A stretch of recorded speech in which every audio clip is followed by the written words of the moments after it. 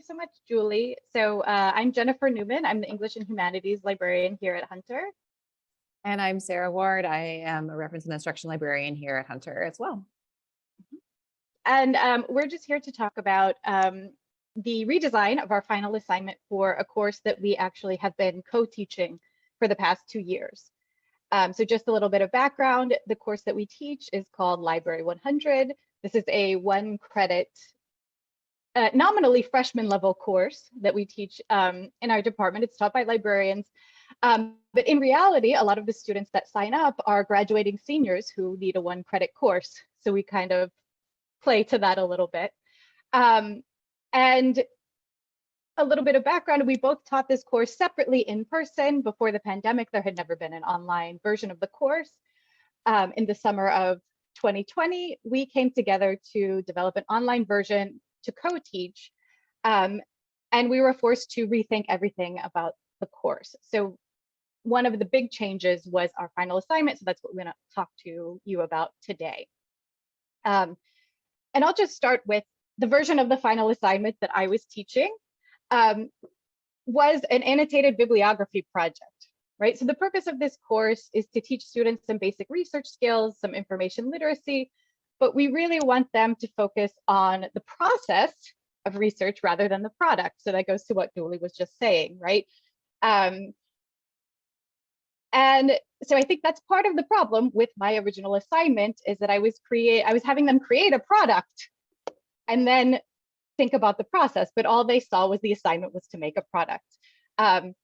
So the idea was that every week we would be talking about different source types, so books and journal articles and newspaper articles, how these information sources are different, and the students would be choosing a topic, researching it all semester long, gathering this into a final bibliography, and it just wasn't working for me. So just very quickly, what wasn't working? Something about the design of this assignment was leading students to turn off their critical thinking and just go through the motions. It ended up being a very mechanical exercise, which is the opposite of what I wanted. So part of the idea of this course is you all have done research papers before. Probably you've done research in your real life, but we want you to think about your process. How might you try new things? How might you change your process? So it's really about the critical thinking, and this assignment was just turning it off. The students felt like, I know how to do this, I know the rules, and really what we want to do is have them critique the rules of research, right? Think about why do you choose a different source type and not rely on a rule like a peer-reviewed journal article is the only source of information that counts or that is useful, or I can trust this source because it comes from a .org website. All of these kind of binaries that they have been taught, we want them to think critically about them. And they were not doing that because they were going through the motions of what they had done in previous assignments. A few other things, I felt that it was a problem that there was no revise and resubmit option. This was a final assignment. They did it. If they didn't succeed, they left feeling disappointed. And I felt like a failure. I felt disappointed. The student is not showing me what they learned in this assignment. I feel like they didn't learn anything. It was also very time consuming for the students to do and for me to grade, and perhaps that was unnecessary. And finally, it was weighed at 30% of the final grade, but I didn't feel like there needed to be something so high stakes to show me that they have accumulated knowledge or that they've thought critically throughout the semester. Particularly at the end of semester when students are focused on other high stakes exams and projects, in my course, is that really necessary? And are they really going to have the time to do the work that I would want them to do? And I had similar, failures in my process too. I've been teaching this class. I think the first time I taught it was in 2012, so 10 years ago.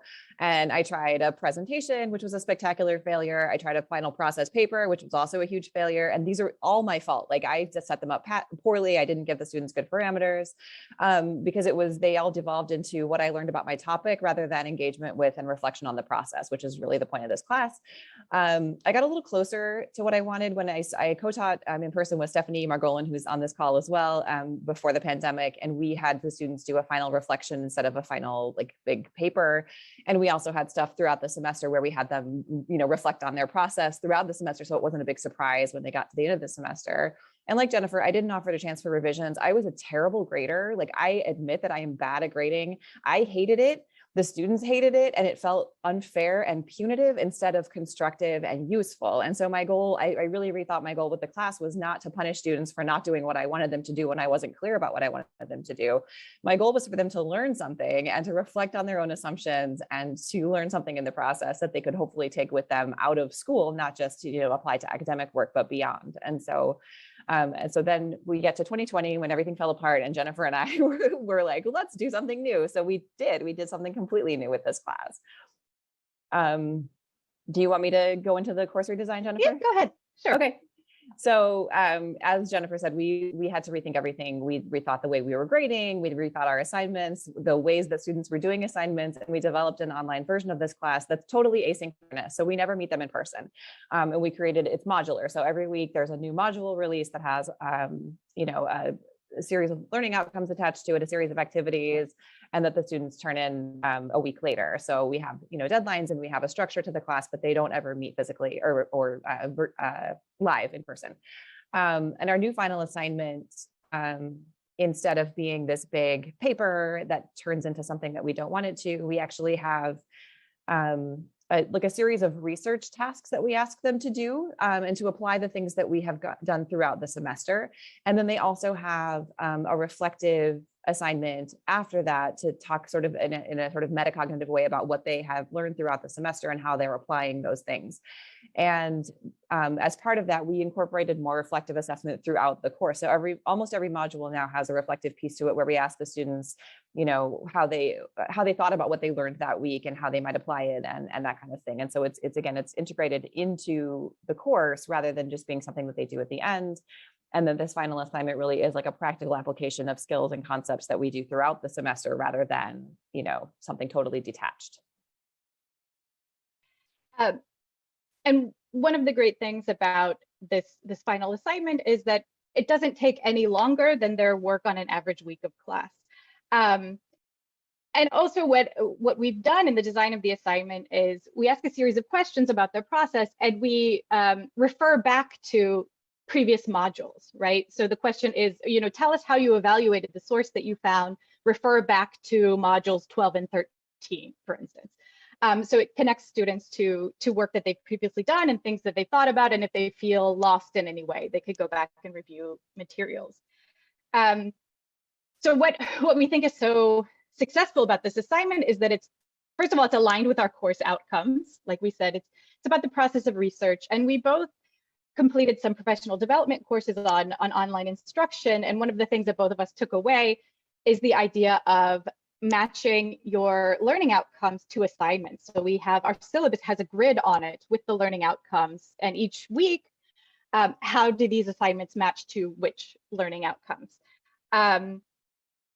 It's also great that it's not as heavily weighted in the final grade as before. So I in particular was very influenced by some themes that I was considering thinking about ungrading, right?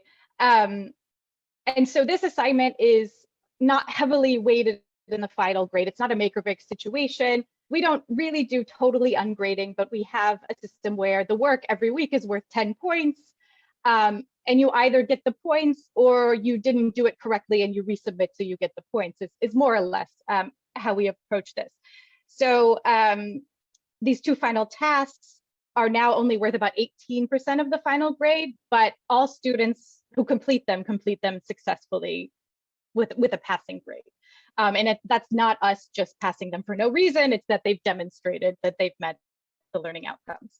And you can't get to that point without having been able to, without having acquired these skills that we wanted you to acquire, or without having thought about what we wanted you to think about. And also, because this is a little bit lower stakes, there's time for resubmission if necessary. So if a student were to spectacularly fail this assignment, we could, ask them to resubmit and give them a little more guidance. And to build on that a little bit too, we learned in the process too that we've made our class cheat proof. Like you actually have to do the work. Yeah. There's no way to cheat in this class. There's no way to plagiarize. There's no way to pass somebody else's work off as your own, because you literally have to do the work and show that you've learned the concepts. And so it's kind of great because there's no way around it. You can't phone it in. And it's a 1 credit class, so it's not that much work anyway. So our takeaways for what we think were useful for this were the matching learning outcomes to assignments is a super useful exercise to go through. Seems obvious, but it was something that neither one of us had really done in a meaningful way. And we brought our documents with us to share if anyone would like to look at the outline for our course and our assignments. The professional development we both did was really useful, including a cert and also some of the CUNY online teaching workshops and things like that. And I think our class benefited from the, this was one of those, a positive to come out of a pandemic was that we really rethought the entire class. And we think that now it's it's much stronger than it was before. And Jennifer and I have discussed the fact that we don't want to go back to teaching it in person in the ways that we had before, that this course has really become something on its own that we really think is a benefit to students. And we fill our sections every semester, which is, shows us that the students also are looking for something in this modality. So it's been helpful for that.